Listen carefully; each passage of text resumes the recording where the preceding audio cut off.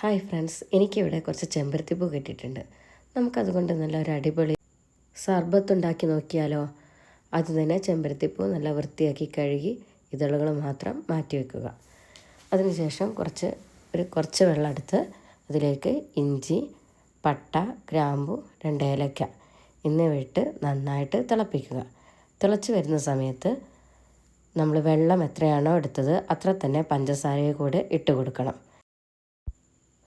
പഞ്ചസാര ലായനി നന്നായിട്ട് തിളച്ചാൽ നമ്മുടെ ചെമ്പരത്തി ഇതളുകൾ ഇട്ട് കൊടുത്ത് നന്നായിട്ട് ഇളക്കുക.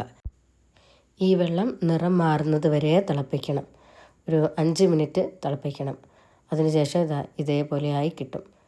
എന്നിട്ട് തണുത്തതിന് ശേഷം നമുക്ക് ഇതൊരു നല്ല കുപ്പിയിലേക്ക് മാറ്റാം.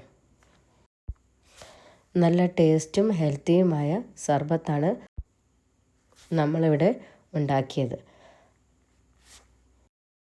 ഈ ചൂടുകാലത്ത് ദാഹം ശമിപ്പിക്കാൻ പറ്റിയ നല്ല ഡ്രിങ്കാണിത്. അപ്പോൾ വീട്ടിലെല്ലാവരും ട്രൈ ചെയ്ത് നോക്കുക. പിന്നെ പ്രിസർവേറ്റീവ് ഒന്നും ചേർക്കാത്തത് കൊണ്ട് ഫ്രിഡ്ജിൽ സൂക്ഷിക്കണം. നമ്മളിതിൻ്റെ അകത്ത് നാരങ്ങ നീര് ഒഴിക്കുന്ന സമയത്ത് അതിൻ്റെ നിറം മാറുന്നത് കണ്ടില്ലേ? നല്ല റെഡ് കളറുള്ള സർബത്ത് നമുക്ക് വീട്ടിൽ തന്നെ എളുപ്പം തയ്യാറാക്കാം. കടകളിൽ നിന്ന് വാങ്ങിക്കുന്ന കൂൾ ഡ്രിങ്ക്സിനേക്കാൾ എത്രയോ നല്ലതാണ് നമ്മൾ വീട്ടിൽ തന്നെ തയ്യാറാക്കുന്ന ഈ ചെമ്പരത്തി സർബത്ത്. ഇതാകുമ്പോൾ ആരോഗ്യ പ്രശ്നവും വരില്ല.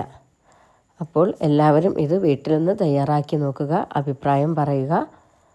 Okay, thank you. Bye bye.